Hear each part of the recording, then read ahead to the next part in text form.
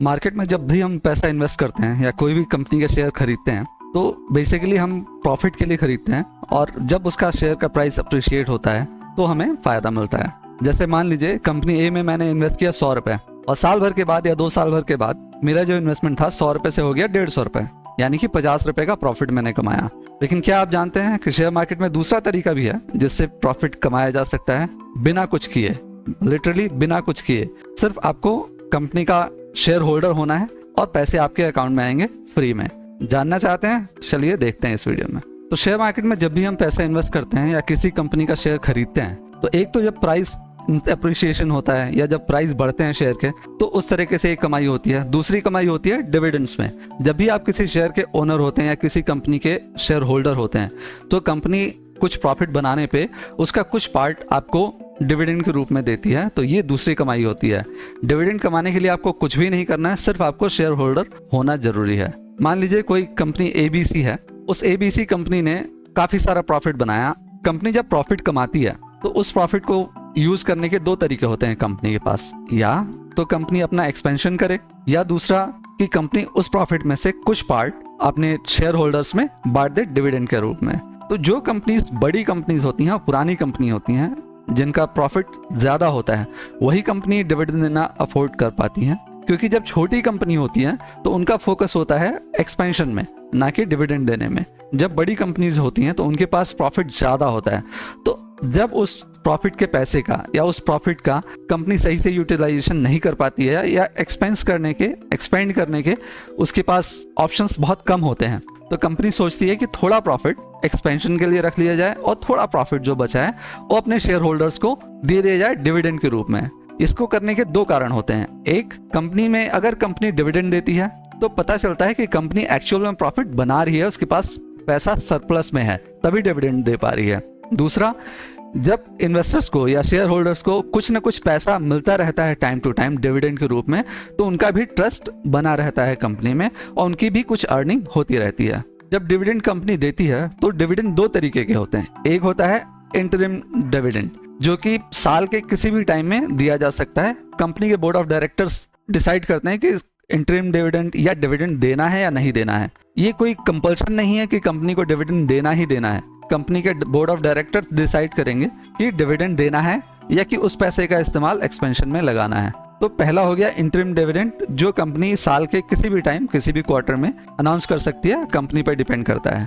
दूसरा होता है फाइनल डिविडेंड। फाइनल डिविडेंड जब कंपनी की बुक्स प्रिपेयर हो जाती हैं, पूरी फाइनेंशियल स्टेटमेंट ईयर एंड में प्रिपेयर हो जाती हैं, तब कंपनी को पता चलता है कि एक्चुअल में जो फाइनल अमाउंट हमारे पास बचा है या जो फाइनल प्रॉफिट बचा है, तो उसमें कंपनी डिसाइड करती है डिविडेंड देने का। ये जो डिविडेंड हमें मिलता है एनुअल जनरल मीटिंग में, उसको हम बोलते हैं फाइनल डिविडेंड। अब जो डिविडेंड है, जो हमको डिविडेंड मिला है सिर्फ इन्वेस्टमेंट करने से और लंबे समय तक कंपनी में बने रहने से। मान लीजिए मैंने कोई घर खरीद लिया, और जब घर खरीद लिया तो घर का प्राइस तो दिन ब दिन बढ़ता जा ही रहा है, लेकिन साथ में उस घर को मैं रेंट पे भी चढ़ा सकता हूँ, उससे रेंटल इनकम भी ले सकता हूँ। लेकिन घर को रेंट पे रखने के लिए उसकी मेंटेनेंस भी करनी पड़ेगी। लेकिन यहाँ पे जब आप शेयर मार्केट में आपने कंपनी के शेयर्स होल्ड कर रखे हैं तो उसके लिए आपको कुछ भी एक्स्ट्रा करने की जरूरत नहीं है।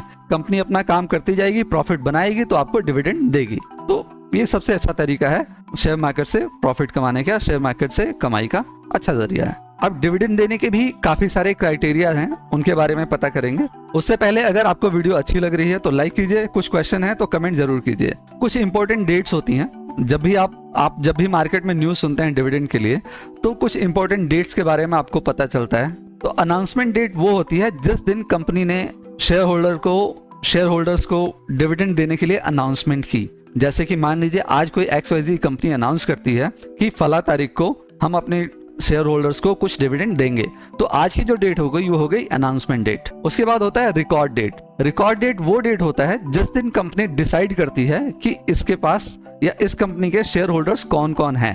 कंपनी को डिविडेंड देने के लिए पहले ये तो जानना होगा कि शेयर होल्डर कौन कौन है, तो अपने रिकॉर्ड्स चेक करते हैं कि उस दिन पे कौन कौन से ओनर हैं जिनके पास शेयर्स हैं इस कंपनी के, तो उसको रिकॉर्ड डेट बोला जाता है। फिर आता है एक्स डिविडेंड डेट। अब दोनों में क्या डिफरेंस है? एक्स डिविडेंड डेट वो होता है जिस दिन से पहले आपने शेयर खरीदे होने चाहिए। तो इसका क्या मतलब हुआ? अगर शेयर मेरे पास है या मैंने खरीदे हैं, दोनों तो एक ही बात हो गई? नहीं। क्या होता है, जब भी आप शेयर खरीदते हो तो उसको आपके डीमैट अकाउंट में आने में समय लगता है। जैसे कि पहले था T+2 डेज, जब भी आप शेयर खरीदते थे तो 2 दिन बाद आपके डीमैट अकाउंट में शेयर आता था, तब आप शेयर के ओनर होते थे। अब उसको चेंज करके T+1 डे हो गया है, मतलब आज जब आप शेयर खरीदते हो, जिस दिन भी शेयर खरीदते हो, तो उसके अगले वर्किंग डे में शेयर आपके डीमैट अकाउंट में आ जाता है। तो जो एक्स डिविडेंड डेट है, इस दिन से पहले पहले आपको शेयर खरीद लेना है। मान लीजिए 15 जनवरी अगर एक्स डिविडेंड डेट है, तो 14 जनवरी तक जिसने भी शेयर खरीद लिया है वो शेयर होल्डर्स इस शेयर का डिविडेंड लेने के लिए एलिजिबल हो जाएंगे।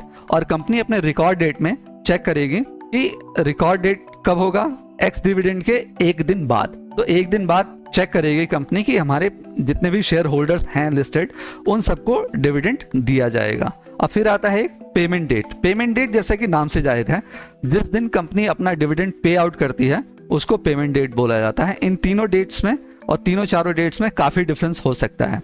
एक्स डिविडेंड डेट और पेमेंट डेट में 15 दिन से ज्यादा का भी समय हो सकता है। जब भी कंपनी डिविडेंड देती है तो कंपनी का डिविडेंड देने का जो तरीका या जो अनाउंसमेंट होता है वो इस तरह से बोला जाता है कि 2 रुपए पर शेयर डिविडेंड दिया जा रहा है या 100% डिविडेंड दिया जा रहा है। तो जहां पे ये बात जब 2 रुपए बोला जाता है तब तो समझ में आ जाती है बात कि कितना पर शेयर मिलेगा, लेकिन जब परसेंटेज में बात बोली जाती है तो समझ में नहीं आता कि क्या मतलब है उसका। चलिए देखते हैं। ये मैंने screener.com खोला है। यहाँ पे ITC के शेयर के बारे में हम चेक करते हैं। ये ITC लिमिटेड है, ये इसका करंट शेयर प्राइस है, ये इसकी बुक वैल्यू है। और यहाँ पे अगर आप चेक करेंगे तो यहाँ पे कोई 2 इंडिकेटर्स हैं, 2 चीजें हैं। पहला है फेस वैल्यू और दूसरा है डिविडेंड यील्ड। तो पहले हम चेक करते हैं फेस वैल्यू क्या होती है। जब भी मान लो कंपनी अगर हम अनाउंस करती है कि वो 100% का डिविडेंड दे रही है, तो 100% का डिविडेंड का मतलब ये नहीं हुआ कि शेयर प्राइस जो है उसका 100% दे रही है। इसका मतलब हुआ कंपनी अपने शेयर के फेस वैल्यू पे कितना डिविडेंड दे रही है। अगर 100 रुपए अनाउंस किया, 100% अनाउंस किया है, अगर कंपनी ने 100% डिविडेंड अनाउंस किया है तो इसका मतलब ये हुआ कि कंपनी के शेयर का फेस वैल्यू जो है 1 रुपए है, तो कंपनी 1 रुपए पर शेयर डिविडेंड दे रही है। इसी तरह से होता है डिविडेंड यील्ड। अब डिविडेंड यील्ड क्या बोला है भाई? डिविडेंड यील्ड मतलब होता है, डिविडेंड यील्ड का मतलब होता है जो भी डिविडेंड अमाउंट हमको मिला उस अमाउंट को हम डिवाइड कर देंगे शेयर मार्केट में जो शेयर का करंट प्राइस चल रहा है।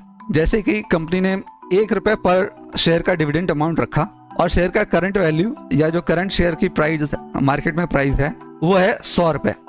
तो क्या आएगा? 1% आएगा। ये जो 1% आएगा, इस 1% को डिविडेंड यील्ड बोलते हैं। जब हमको कंपेयर करना होता है कि कौन सा शेयर हमको ज्यादा डिविडेंड दे रहा है, तो उसको कंपेयर करने के लिए हमें डिविडेंड यील्ड की जरूरत होती है। अगर डिविडेंड यील्ड हम कुछ कंपनीज का निकाल लेते हैं तो उसमें से हम आराम से उसको असेंडिंग या डिसेंडिंग ऑर्डर में लिस्ट कर सकते हैं कि कौन सा शेयर या कौन सी कंपनी ज्यादा डिविडेंड दे रही है।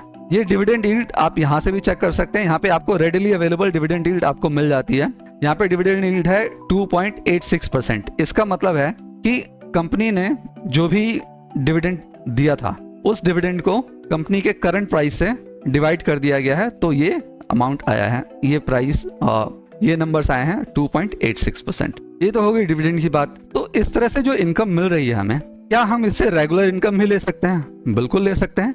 अगर आप अपना एक पोर्टफोलियो बनाएं जिसमें काफी सारे डिविडेंड देने वाले स्टॉक्स हों, तो एक अच्छे से हो सकता है कि किसी क्वार्टर में कोई कंपनी डिविडेंड दे, किसी दूसरे क्वार्टर में या तीसरे क्वार्टर में कोई दूसरी कंपनी डिविडेंड दे। तो इस तरह से हम एक रेगुलर इनकम भी बना सकते हैं। इसके लिए आपको सिर्फ ये करना होगा कि कंपनीज का एक पोर्टफोलियो बना के और उसमें इन्वेस्टेड रहना होगा, आपको रेगुलर इनकम आ सकती है। अब चेक कर लेते हैं कि कौन कौन सी कंपनीज डिविडेंड देती हैं और किस तरह से उनका डिविडेंड यील्ड है।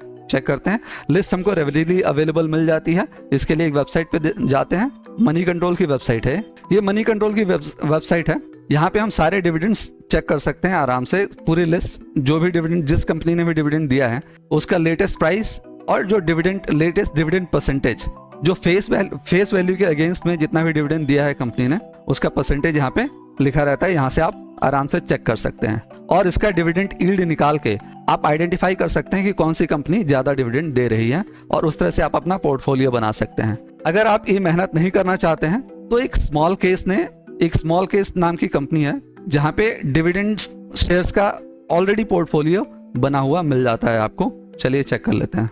ये स्मॉल केस खोल रखा है मैंने। ये स्मॉल केस वेबसाइट खोली है मैंने। यहाँ पे अगर आप जाएंगे तो यहाँ पे डिविडेंड स्टार करके एक पोर्टफोलियो है जिसमें आप आराम से इन्वेस्ट कर सकते हैं। मिनिमम इन्वेस्टमेंट इसका 50,000 का है। लिंक मैं डिस्क्रिप्शन में दे दूंगा, यहाँ पे जाके आप चेक कर सकते हैं कि कौन कौन से स्टॉक्स इसमें लिस्टेड हैं और इसके बारे में पढ़ भी सकते हैं। तो ये मेरी एक छोटी सी कोशिश थी जिससे मैं आपको बता पाऊँ कि डिविडेंड किस तरह से काम करता है और कैसे रेगुलर इनकम डिविडेंड से ली जा सकती है। अगर आपको वीडियो पसंद आई है तो लाइक कीजिए, अपने दोस्तों के साथ शेयर कीजिए और अगर आपके कोई भी क्वेश्चन है तो कमेंट जरूर कीजिए। सब्सक्राइब करना बिल्कुल ना भूलें। Thank you.